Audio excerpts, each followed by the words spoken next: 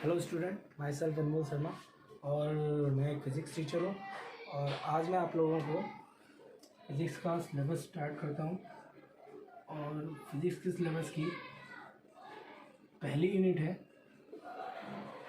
Electrostatics. जैसा कि आपको पता है, बहुत दिन से देख रहे हो वीडियोस, तो आपको इतना पता होगा। और आज मैं आपको इलेक्ट्रोस्टैटिक्स से पहले ये बता दूँ कि फ़िज़िक्स होता क्या है। What is physics? The first question should be this. ठीक है, तो फिजिक्स की अगर मैं बात करूं बेटा, तो physics is all about nature. आप समझना मेरी बात, इस नेचर के अंदर जो कुछ भी होता है, आप समझिए, इस नेचर के अंदर जो कुछ भी होता है, जो कुछ भी आप देखते हो, हर एक चीज़ का कुछ ना कुछ रीज़न है।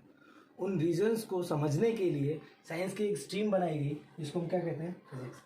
Nature and natural phenomena.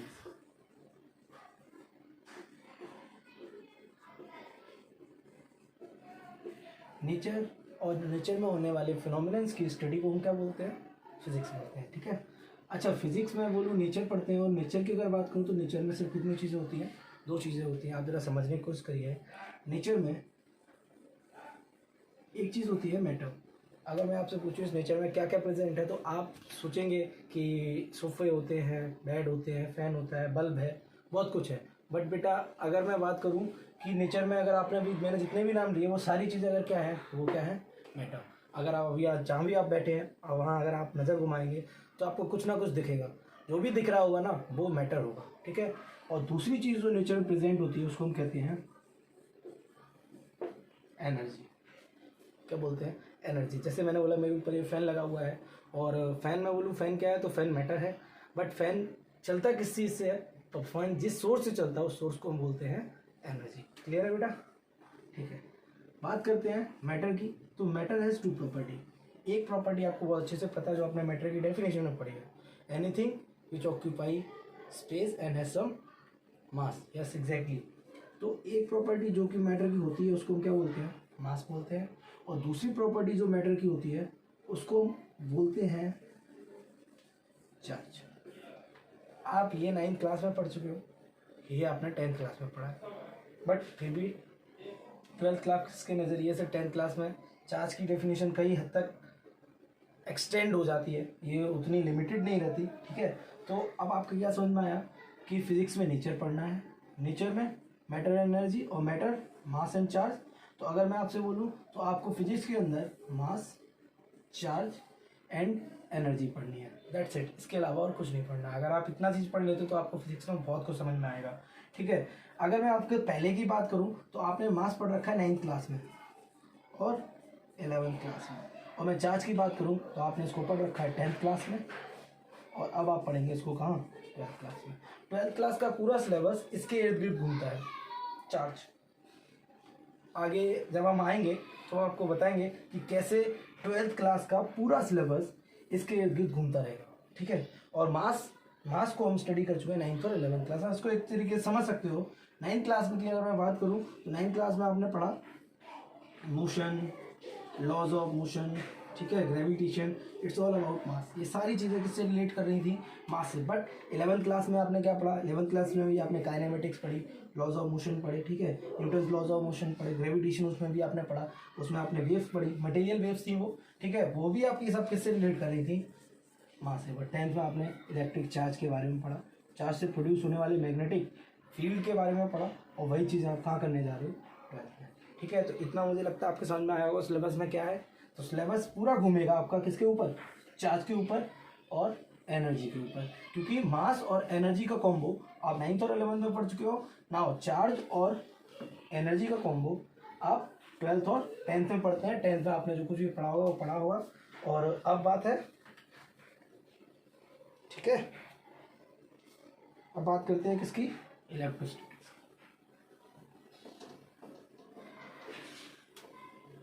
चलिए, जैसा कि आपको इसके नाम से लग रहा है इलेक्ट्रोस्टैटिक्स, अगर मैं इसकी बात करूं तो ये दो वर्ड से बना है, इलेक्ट्रिक चार्ज एंड स्टैटिक्स। ठीक है, जैसा कि आपको उसके नाम से लग रहा है, इलेक्ट्रिक चार्ज स्टैटिक्स। स्टैटिक्स मतलब होता है स्टेशनरी, स्टेशनरी मीन्स रेस्ट, ठीक है। तो इलेक्ट्रिक चार्ज जब आपका रेस्ट में होगा, स्टेशनरी होगा, तो उसकी जो स्टडी होती है उसको हम बोलते हैं इलेक्ट्रोस्टैटिक्स। देखिए किसी भी चीज़ की स्टडी करना हम जब शुरू करते हैं तो उसको हर पहलू से देखते हैं, हर एक पहलू से। तो अगर मैं चार्ज की स्टडी करना चाहता हूँ, क्योंकि आपको पता है इसमें आपको 12th में आपको डिटेल से चार्ज पढ़ना है, चार्ज की स्टडी अगर आपको करनी है तो हर पहलू से उसको देखना पड़ेगा। तो पहले तो आपको ये समझना पड़ेगा चार्ज किस स्टेट में मिलता है, किस फॉर्म में मिलता है। तो इसलिए इलेक्ट्रोस्टैटिक्स जो यूनिट है आपकी, उसका पहला चैप्टर उसी बेसिस पर है, ठीक है, चार्ज किस तरीके से बिहेव करता है। अब मैं अगर आपसे बात करूं, चार्ज को सिर्फ रेस्ट में ही देख पाते हैं क्या? ऐसा ज़रूरी नहीं है। चार्ज आपको रेस्ट के अलावा भी कई स्टेट में मिलता है, जैसे चार्ज मोशन। वैसे चार्ज की मैं आपको स्टेट बताऊं तो चार्ज आपका रेस्ट में भी होता है, चार्ज आपका मोशन में भी होता है, और चार्ज आपका एक्सेलरेटेड भी होता है, ठीक है। अच्छा, आप सोच रहे होगे एक्सेलरेटेड और मोशन में क्या डिफरेंस है? डिफरेंस है बेटा, मोशन की अगर बात करूं तो हो सकता है वो यूनिफॉर्म मोशन में हो, और एक्सेलरेटेड मोशन में अलग डिफरेंस, मतलब डिफरेंस आ जाता है बेटा मोशन और एक्सेलरेटेड मोशन। तो चार्ज की 3 स्टेटेड हैं, rest, motion and accelerated motion. इस रेस्ट में आपको इलेक्ट्रोस्टैटिक्स पढ़ना है, इस मोशन में आपको करंट इलेक्ट्रिसिटी जो इसके बाद वाली यूनिट है वो पढ़नी है,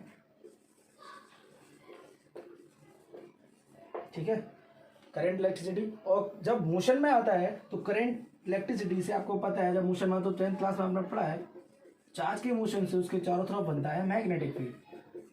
तो आपको इलेक्ट्रोमैग्नेटिज्म के भी 2 चैप्टर आपको पढ़ने पड़ेंगे इसी के बीच में, जो आपके मोशन से ही रिलेट करेंगे। उसके बाद हम आते हैं किस पर? एक्सेलरेटेड चार्ज पर। और जब हम एक्सेलरेटेड चार्ज पर आते हैं, एक्सेलरेटेड मोशन ऑफ चार्ज, तो बेटा जब एक्सेलरेटेड मोशन चार्ज पर आते हैं तो हम आते हैं ईएम वेव्स पर, क्लियर।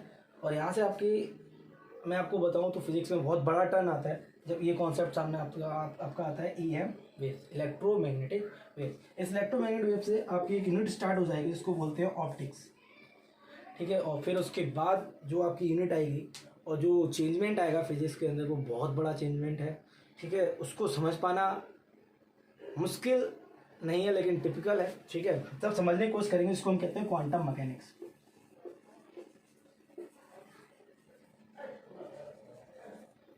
किस तरीके से हमने एनर्जी की फॉर्म्स को चेंज किया, एनर्जी की फॉर्म्स को समझने की कोशिश की, लाइट की फॉर्म को समझने की कोशिश की, वो सब कुछ हम सीखेंगे किसमें? क्वांटम मैकेनिक्स से। तो इस तरीके से आपकी फिजिक्स थोड़ी सी आगे बढ़ेगी और हमारा सिलेबस ऐसे आगे बढ़ेगा।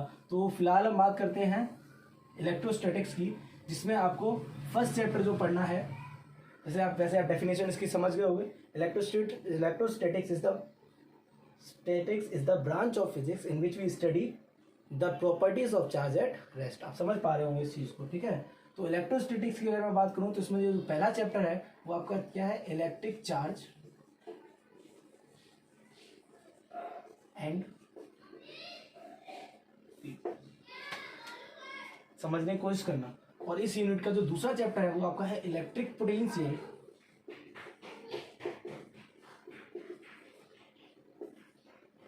एंड कैपेसिटेंस, ठीक है। तो ये आपके 2 चैप्टर रहेंगे आपके, जो कि कौन से वाली यूनिट में रहेंगे? इलेक्ट्रोस्टैटिक्स में। एक चीज मैं आपसे बिल्कुल कहूंगा, ये चैप्टर पढ़ने से पहले आप अगर एक बार 11th क्लास का ग्रेविटेशन चैप्टर पढ़ लें तो आपके लिए बहुत आसानी हो जाएगी। रीज़न, क्योंकि मैंने अभी आपको थोड़ी देर पहले बताया था कि मैटर की 2 प्रॉपर्टीज होती है, मास और चार्ज। अच्छा, एक बाप के अगर 2 बेटे होते हैं तो दोनों बेटों की बाप से कुछ ना कुछ सिमिलरिटीज़ रहती हैं, और दोनों बेटों की आपस में भी कोई ना कोई सिमिलरिटीज़ रहती हैं। सेम उसी तरीके से हम कह सकते हैं, अगर मैटर की ही 2 प्रॉपर्टी है, मास और चार्ज, तो अगर आप मास की प्रॉपर्टीज़ को याद रखते हैं तो आपको चार्ज की प्रॉपर्टीज़ को पढ़ने में बहुत आसानी हो जाएगी, ठीक है। तो आप समझिए इस चीज़ को, ठीक है। चलिए, तो हम सबसे पहले बात करते हैं इलेक्ट्रिक चार्ज की। देखिए, चार्ज का कॉन्सेप्ट समझना बहुत ज़रूरी है, क्योंकि पूरी फिजिक्स आपकी 12th की चार्ज के इधर उधर ही घूमी है, ठीक है। तो चार्ज को समझने के लिए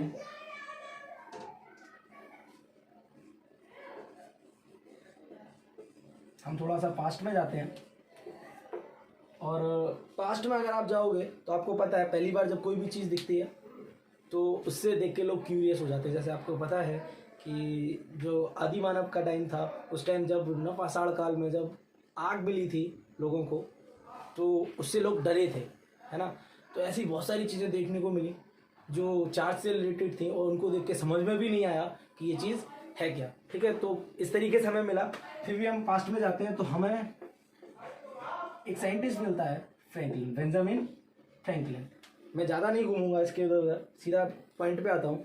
तो फ्रैंकलिन ने कई सारे एक्सपेरिमेंट्स किए, किस चीज़ पर, तो आप समझिए। जैसा कि मैं आपसे ही रिलेट कर देता हूँ। पहले आपको पता है, आपने बचपन में बहुत ज़्यादा किया होगा कि जैसे आपके पास पेन होता है और पेन को इस तरीके से हेयर्स में रब करने पर उसके बाद वो क्या करने लगता है, पार्टिकल्स को, छोटे छोटे कागज़ के टुकड़ों को अट्रैक्ट करने लगता है। आपने बहुत किया है, ठीक है, लेकिन कभी आपने सोचा इसके पीछे रीजंस क्या रहे होंगे? बिल्कुल सही बात है कि अगर आपने सोचा भी होगा और नहीं भी सोचा होगा तो वो अपना अपना नज़रिया होता है, ठीक। लेकिन वो अट्रैक्ट करते हैं एक साइंटिस्ट के दिमाग में, एक नॉर्मल इंसान के दिमाग में यही अंतर होता है। उसने जब ये चीज़ देखी तो उसके दिमाग में क्यूरियोसिटी आई कि ये चीज़ इसको अट्रैक्ट कैसे कर रही है। आप ज़रा समझने की कोशिश करना कि हमने जब इस मार्कर को रब किया तो रब करने पर हम ये मान सकते हैं कि इसमें क्या आ गया, एक मैजिक आया। अगर जैसे मैंने इसको रब किया, उससे पहले ये अट्रैक्ट नहीं कर रहा था, ठीक है। तो जब ये अट्रैक्ट नहीं कर रहा था तो उसके पास कुछ था नहीं, लेकिन जब ये रब करने के बाद अट्रैक्ट करने लगा तो we can say that it possess some magic, इसके पास कुछ मैजिक आया। अच्छा, वो मैजिक का कैरेक्टर क्या था, तो अभी आपने सीखा या आपको पता भी है। उस मैजिक की वजह से it starts attracting small particles, ठीक है। मैं धीरे धीरे टॉपिक्स पे आऊँगा कि कौन से पार्टिकल्स को अट्रैक्ट करेगा। तो अभी आप ये समझ लीजिए, सभी पार्टिकल्स, जो भी पार्टिकल्स हल्के होंगे जिनको वो अट्रैक्ट करने की एबिलिटी रखता होगा उनको अट्रैक्ट करेगा। अट्रैक्शन फोर्स हर एक पार्टिकल पे लगाएगा, लेकिन अगर वो पार्टिकल हल्का होगा तो अट्रैक्ट हो जाएगा, और अगर ज़्यादा वेट हुआ तो वो मूवमेंट नहीं शो करेगा, फोर्स पे तब भी एग्जर्ट होगा, ठीक है। तो स्टार्ट अट्रैक्टिंग, तो मैजिक पजेस करता है और उस मैजिक से क्या होता है, वो अट्रैक्ट करना स्टार्ट कर देता है, अट्रैक्ट करना स्टार्ट कर देता है। तो इस मैजिक का नाम हमने क्या रखा,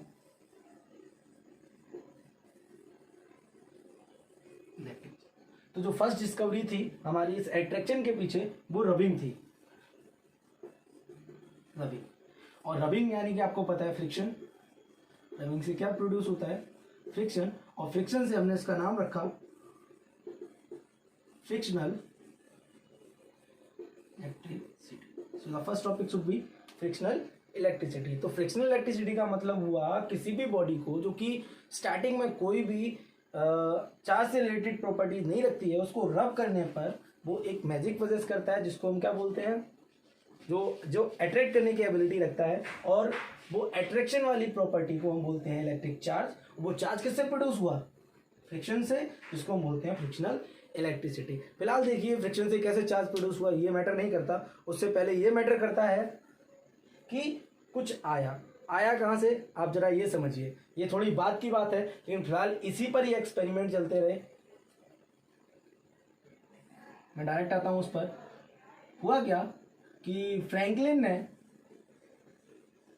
कई सारी चीजें रब की। फिलहाल उन्होंने ग्लास रॉड को, समझिएगा, ग्लास रॉड को सिल्क और वूल से क्या किया, रब किया। समझ रहा मेरी बात आप लोग, ग्लास रॉड को सिल्क और वूल से क्या किया, रब किया। होगा क्या, आपको पता भी, मैंने आपको बताया, रब करने से ये ग्लास रॉड क्या करना स्टार्ट कर देगी, अट्रैक्ट करना स्टार्ट कर देगी, ठीक है। इसके बाद उसने क्या किया, एवोनाइट रॉड, या आप बोल सकते हो प्लास्टिक रॉड, ठीक है। इसको उसने रब करना शुरू किया, किसके साथ, फर के साथ। फर आप जानते हो, जो एनिमल्स होते हैं उनके ऊपर के जो हेयर्स होते हैं उनको फर बोलते हैं, ठीक है। तो एवोनेट प्लास्टिक रॉड को रब किया गया फर के साथ, तो इसके पास भी वो प्रॉपर्टी आ जाएगी जो भी है, जिसको हमने नाम क्या दे रखा है, इलेक्ट्रिक चार्ज, ठीक है। दोनों ही अट्रैक्ट करना स्टार्ट कर देते हैं, और जब दोनों अट्रैक्ट करना स्टार्ट कर देते हैं तो माइंड में सीधा आता है कि इनके पास वो मैजिक आ गया। वो जो मैजिक आया उसका नाम क्या था, इलेक्ट्रिक चार्ज, क्लियर। इस मैजिक से हमने एक्सपेरिमेंट करना स्टार्ट किए, तो क्या पता चलता है, आप जरा देखिए। हमने एक ग्लास रॉड ली जो किससे रब थी, सिल्क से। दूसरी ग्लास रॉड ली जो किससे रब थी, सिल्क से, ठीक है। तो हमने बोला चार्ज ये एक दूसरे को, ये यहाँ पे एक बॉडी रखी, यहाँ एक बॉडी रखी, इसको अट्रैक्ट करते हैं, नो प्रॉब्लम। हमने फिर से क्या किया, एक एबोनाइट, इसको ग्लास लिया, एक ग्लास लिया, एक एबोनाइट रॉड ली, दूसरी एबोनाइट रॉड ली, क्लियर। एबोनाइट और ये भी बॉडीज को क्या कर रहे हैं, अट्रैक्ट करें, बॉडीज को अट्रैक्ट कर रहे हैं। ये आपस की बात नहीं है, मैंने क्या बोला, दूसरी बॉडीज को क्या कर रहे हैं, अट्रैक्ट करें। आप जरा समझने की कोशिश करना। फिर क्या किया, एक ग्लास रॉड कंसीडर की और एक प्लास्टिक रॉड कंसीडर की,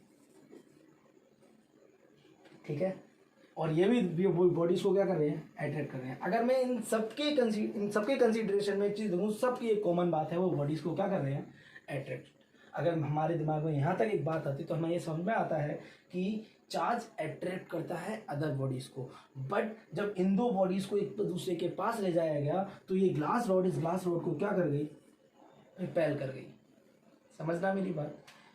ये एबोनाइट रॉड इस एबोनाइट रॉड को क्या कर गई, रिपेल। एक्सपेरिमेंटल है, रिपेल कर गई। ये एबोनाइट ने एबोनाइट को क्या किया, रिपेल किया। ग्लास ने ग्लास को क्या किया, रिपेल किया। मतलब हमारे समझ में ये आया कि एक चार्ज बॉडी, हम सोच सकते हैं कि चार्ज वैसे तो दूसरी बॉडीज को अट्रैक्ट करता है, ठीक है, लेकिन एक चार्ज बॉडी दूसरी चार्ज बॉडी को हमेशा रिपेल करती है। यहाँ तक ये बात हमारी समझ में आती है कि ये भी चार्ज है, ये भी चार्ज है, रिपेल कर रही है, ये भी चार्ज है, ये भी चार्ज है, रिपेल कर रही है। बट मैं अगर यहाँ सोचूं तो समझने की कोशिश करना, ये जो ग्लास रॉड है ये प्लास्टिक रॉड को रिपेल नहीं करती और क्या कर देती है, अट्रैक्ट कर देती है। यहाँ से कुछ अलग कंक्लूजन्स निकल दे, क्योंकि इन दोनों से कंक्लूजन जो दिख रहा था वो सेम दिख रहा था, बट यहाँ कुछ अलग दिखा। तो यहाँ से हमारे दिमाग में आया कि charge is of kinds. Charge क्या होता है, काइंड्स का होता है, कुछ टाइप्स का होता है। रीजन, अगर एक जैसा होता तो हर जगह आउटपुट्स कैसे दे रहा होता, सेम दे रहा होता, बट क्योंकि ये एक जैसा नहीं है इसलिए यहाँ पर आउटपुट अलग दे रहा हो, यहाँ पे अलग दे रहा है। तो आपको एक बात तो समझ में आई है कि ग्लास रॉड पर सेम चार्ज होगा, सिमिलर चार्ज। रीजन, दोनों ही सिल्क से रब हुए हैं। अच्छा, एबोनाइट रॉड पर सिमिलर चार्ज होगा क्योंकि दोनों ही किससे, फर से रब हुए हैं। लेकिन मैं जब यहाँ आता हूँ तो ग्लास रॉड सिल्क से रब हुआ है और प्लास्टिक रॉड जिसे एबोनाइट बोल रहे हैं वो फर से हुआ है। तो ये वाला चार्ज है और ये वाला चार्ज है, तो हम यहाँ ये कह सकते हैं दोनों चार्ज सिमिलर नहीं है। तो हमारी बात समझ में आई, यहाँ चार्जेस एक जैसे नहीं बल्कि दो जैसे होते हैं, मतलब दो टाइप के चार्जेस होते हैं। और जब दो टाइप के चार्जेस होते हैं तो हमने कहा यहाँ लाइक चार्जेस हैं, ये भी लाइक चार्जेस हैं और ये अनलाइक चार्जेस हैं। तो यहाँ से fundamental law of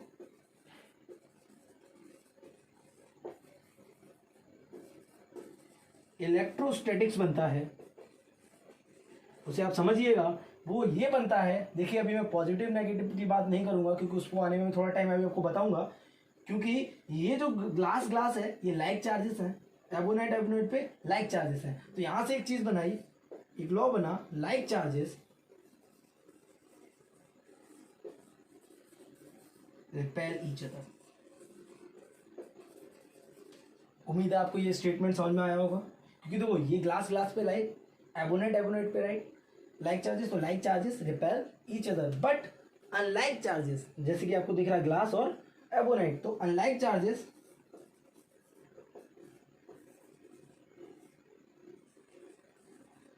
attract each other.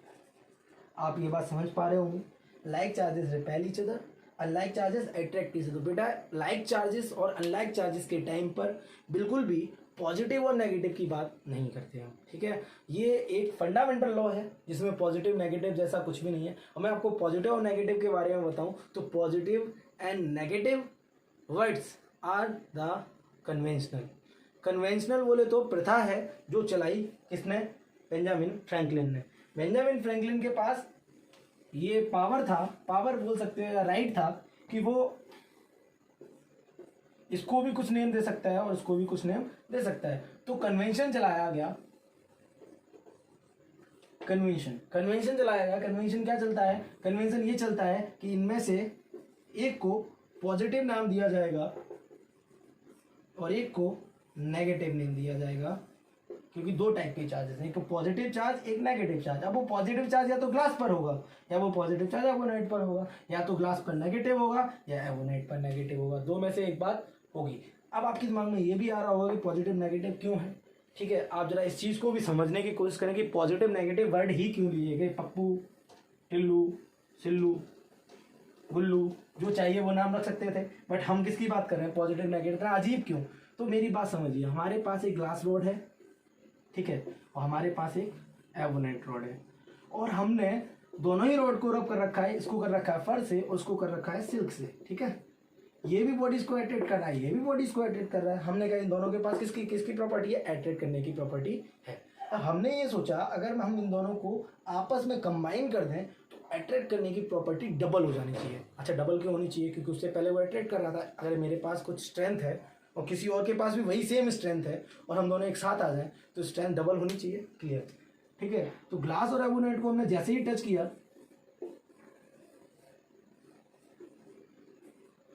समझना, तो अट्रैक्ट करने की पावर कम हो गई। क्या हो गई? कम। कम बोल सकते हो, अगर दोनों पर सेम चार्जेस होंगे तो पावर कितनी हो गई? 0। अट्रैक्ट किया ही नहीं। ये क्या हुआ? हम तो सोच रहे थे पावर डबल होनी चाहिए, बट डबल होने की बजाय ये क्या हो गई? कैंसल आउट हो गई। कैंसल आउट होने का मतलब न्यूट्रलाइज हो गई। न्यूट्रलाइज होने का मतलब 0 हो गई। 0 होने का मतलब खत्म। आप समझिए मेरी बात बच्चा कि ग्लास रॉड और एबोनेट को टच करने पर या दोनों कंबाइन होने पर क्या कर रहे हैं? एक दूसरे को न्यूट्रलाइज यानी 0 कर रहे हैं।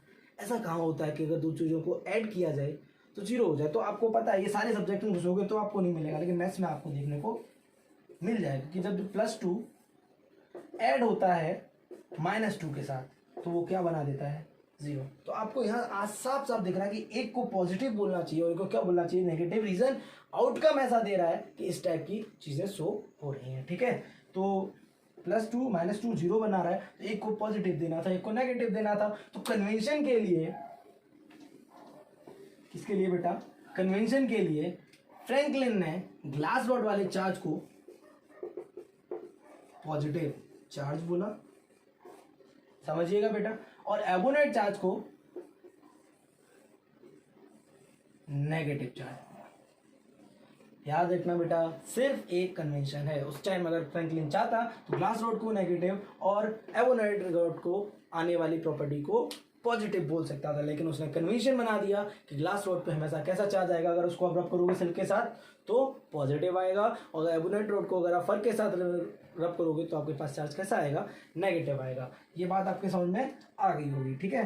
अब आगे चलते हैं थोड़ा सा। पॉजिटिव नेगेटिव का कॉन्सेप्ट आपके समझ में आया। तो चार्जेस हमारे पास 2 टाइप के होते हैं, लेकिन क्वेश्चन अभी भी वही है जो आपके माइंड में भी होगा कि सर रब हमने किया, ठीक है, लेकिन रब करने से प्रॉपर्टी जनरेट कैसे होती है ये नहीं समझ में आया। तो देखिए, एक लॉ जो कि इस नेचर का फंडामेंटल लॉ है, और मुझे लगता है वो लॉ बहुत ही कम जगह वायलेट होता है। अगर वो कहीं उसका वायलेशन कहीं होता भी है तो उसको हम बचा लेते हैं। वो लॉ क्या है? कंजर्वेशन, ठीक है। कंजर्वेशन कहता है कि nether be created nor be destroyed.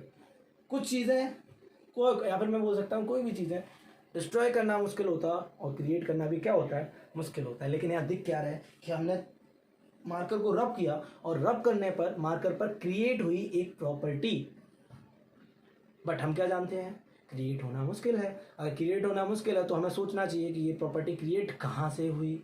तो क्रिएट तो हुई नहीं है, तो बॉडी के अंदर ही वो प्रॉपर्टी होना चाहिए। तो हमने ढूंढा, हमारे पास एक बॉडी है, और बॉडी हमने पता है किससे बनी हुई है? मॉलिक्यूल से। पहले मैंने बोला बॉडी के पास अट्रैक्ट करने की प्रॉपर्टी है, नहीं है। रीजन, ये न्यूट्रलाइज है, कोई प्रॉब्लम नहीं होगी इसमें, ठीक। बॉडी अट्रैक्ट नहीं करेगी, रब करने पर कैसे करेगी वो बात की बात है, मैं बताऊंगा कैसे करेगी। बॉडी अभी अट्रैक्ट नहीं करे तो हमने मॉलिक्यूल ढूंढा, हमने कि ये अट्रैक्ट करेगा। रीजन, अट्रैक्ट करने की प्रॉपर्टी बॉडी के अंदर से आती है, मॉलिक्यूल अट्रैक्ट नहीं कर रहा। मैंने कहा इसके पास भी प्रॉपर्टी नहीं है, कोई प्रॉब्लम नहीं। मैंने बोला मॉलिक्यूल किससे बने होते हैं? एटम से। मैंने बेटा तुम कर रहे हो अट्रैक्ट? बोला नहीं, मैं भी अट्रैक्ट नहीं कर रहा। कि ये क्या प्रॉब्लम है? ये बहुत प्रॉब्लम है। रीजन, बॉडी अट्रैक्ट करने लगती है रब करने पर, लेकिन उसके अंदर जो कॉन्स्टिट्यूएंट है वो अट्रैक्ट कर ही नहीं रहे हैं। हमने कहा एटम को भी तोड़ो। एटम के अंदर मिलते हैं इलेक्ट्रॉन, प्रोटॉन्स एंड न्यूट्रॉन्स। आपको सबको पता है। इलेक्ट्रॉन से पूछा बेटा आप अट्रैक्ट करते हो? तो इसने बोला बेटा yes I have the ability to attract. Proton से पूछा, बोला yes I also have the ability to attract. Neutron से पूछा, बोला सॉरी मेरे पास अट्रैक्ट करने की कोई भी प्रॉपर्टी नहीं है। आप समझिए मेरी बात। जैसे ही ये हमने देखा, हमें सारे रीजंस क्लियर हो गए। बॉडी पर चार्ज क्रिएट नहीं होता, बॉडी के अंदर ही वो चार्ज है, वो बॉडी के वो प्रॉपर्टी बॉडी के अंदर ही प्रेजेंट है, बस एक्टिव नहीं थी। ये वर्ड आप अच्छे से समझ लीजिए, एक्टिव। मास मटेरियल की वो प्रॉपर्टी होती है जो हमेशा एक्टिव रहती है, बट चार्ज एक ऐसी प्रॉपर्टी है जो हमेशा होती तो है बट एक्टिव हमेशा नहीं होती। आप समझ पा रहे होंगे मेरी बात, एक्टिव हमेशा नहीं होती ये प्रॉपर्टी। तो एक्टिव कब नहीं होती, तो आपको अभी अभी हमने सिखाया क्या, कि जब एक ग्लास रॉड और एवोनेट रॉड आपस में कंबाइन होती हैं तो जीरो कर देती हैं, है ना। तो ये आपने अभी सीखा। तो क्यों नहीं होती होंगी, क्योंकि इन पर अपोजिट चार्जेस होंगे। रीजन, ये दोनों आपस में इक्वल अमाउंट में प्रेजेंट होते हैं और इक्वल अमाउंट में प्रेजेंट है, और एटम कैसा है, न्यूट्रल, तो इसको आपस में अपोजिट चार्जेस रखना ही पड़ेगा। तो चार्ज क्या होगी, एक ऐसी प्रॉपर्टी जो बॉडी के अंदर ऑलरेडी एग्जिस्ट करती है। तो इलेक्ट्रिक चार्ज की डेफिनेशन बनती है, electric charge is an intrinsic property